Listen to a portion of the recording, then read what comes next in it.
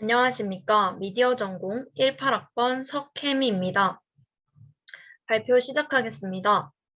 본격적인 발표에 앞서 여러분들은 이동하실 때 어떤 대중교통을 이용하시나요?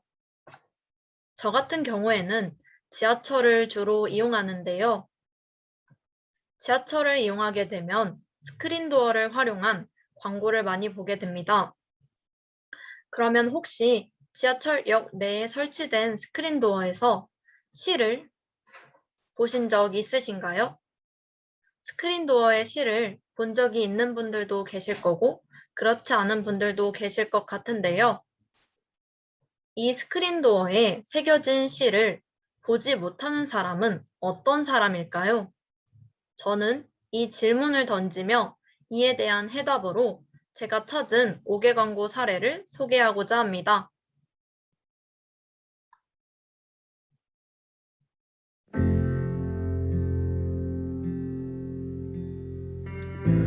오늘의 퇴근길. 지친 몸으로 지하철 승강장 앞에 선 순간 유독 눈에 들어오는 시가 있습니다. 일상에 지친 사람들의 마음을 위로하는 감성시 전시입니다. 하지만 이를 온전히 즐기지 못하는 사람들이 있습니다. 바로 앞을 보지 못하는 시각장애인들. 우리가 당연하게 누리고 있는 위로의 메시지. 시각장애인들도 함께 누릴 수는 없을까요? 그들의 손끝. 그것이 아이디어의 시작이었습니다. 손끝으로 시를 만지다. 점자시 촉지판. 우리는 희망을 전달할 수 있는 문구들을 점자화하여 촉지판으로 제작하였습니다. 그리고 지하철역 곳곳에 설치하였습니다. 전시된 촉지판에는 시 이외에도 시민들의 다양한 응원 문구가 함께 부착되었습니다. 그리고 이 촉지판을 통해 지하철을 이용하는 많은 시각장애인들에게 용기와 희망의 메시지를 전달할 수 있었습니다. 해당 5개 광고 사례는 인천교통공사가 2020년에 진행한 점자시 촉지판 광고입니다. 인천교통공사는 스타트업 광고회사인 아이디엇과 함께 협업을 통해 이를 진행했습니다. 아이디엇이라는 기업의 소개를 짧게 하자면 아이디어만 생각하는 바보들이 모여 세상의 수많은 문제점을 광고를 통해 해결하고자 설립된 광고기획사로 진행했던 대표적인 광고는 몇몇 학우님들이 소개한 노란통닭 착한 돗자리 캠페인, 마포구와의 협업을 통해 만든 환경미화원 스티커, SK텔레콤이 얼마 전 출시한 T우주의 전시회 미표의 방 등이 있습니다. 즉 이들은 다양한 기업 및 단체와의 협업을 통해 창의적인 시선과 아이디어로 사회 문제와 관련된 캠페인을 주로 진행하여 사람들의 인식을 제고시키는 활동을 펼치고 있습니다. 아이디엇은 인천교통공사와의 협업을 통해 시와 위로가 되는 글귀를 시각장애인이 이동을 할 때 필요한 점자를 활용해 표현하고자 했습니다. 그러나 기존 알루미늄 촉지판은 시공 방식이 어려워 보다 많은 곳에 보급하기에 한계가 있었습니다.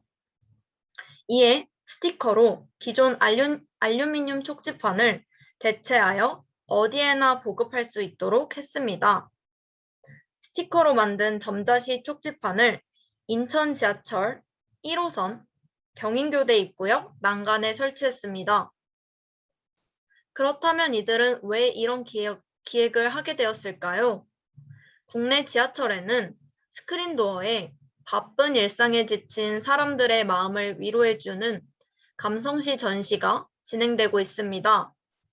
지하철을 이용하는 남녀노소 누구나 손쉽게 즐기며 때로는 위로를 받기도 하는데요. 그러나 앞을 볼 수 없는 시각장애인은 이런 문화 감성을 느끼지 못하고 소외당하고 있다는 사실을 아이디엇은 발견했습니다. 실제로 2018년 한국보건사회연구원이 발표한 장애인의 사회활동 및 문화여가활동 실태와 정책 과제에 따르면 TV 시청 및 인터넷 이용도는 높았던 반면에 감상 및 관람은 6.4%, 독서와 사진 촬영 등을 포함한 문화예술 참여는 3.5%로 극히 낮은 비율이었습니다. 이에 아이디엇과 인천교통공사는 차별 없이 문화와 희망의 메시지를 선물하고자 했습니다. 해당 광고는 지하철 내 전국 최초로 시각장애인을 위해 시행되었으며 시각장애인들의 문화적 권리에 대한 인식을 제고했다는 점에서 많은 언론과 온라인을 통해 확산되었습니다. 또 점자시 촉집반은 인천광역시에 거주하는 시각장애인 약 13,756명의 일상에 감성을 전달할 수 있는 새로운 문화 플랫폼을 구축했고, 이를 경험한 시각장애인의 80%가 위로를 받았다고 응답했습니다. 이런 선한 영향력은 2020 대한민국 광고대상에서 5개 광고 부문 동상을 차지하는 등 좋은 결과를 가져왔습니다. 수많은 학우분들이 다양한 5개 광고 사례를 소개해주고 그걸 같이 즐기는 모습이 굉장히 인상 깊었는데요. 그러나 아직 우리 사회에는 이를 같이 즐기고 싶어도 즐길 수 없는 소수가 존재합니다. 여러 가지 이유가 있겠지만 궁극적으로는 대부분의 사람들의 초점이 맞추어진 사회의 기술이 일부 소수에게는 사용하기 어렵다는 점이 있었습니다. 그런데 해당 광고는 관찰을 통해 일반적인 사람은 별로 문제라고 느끼지 못하는 부분에 집중했고, 발견한 문제점의 해결법으로 5개 광고를 적극 활용했다는 점이 인상적이었습니다. 또 최근에 미간을 위해 도로에 점자블록이 사라진다는 기사를 봤었습니다.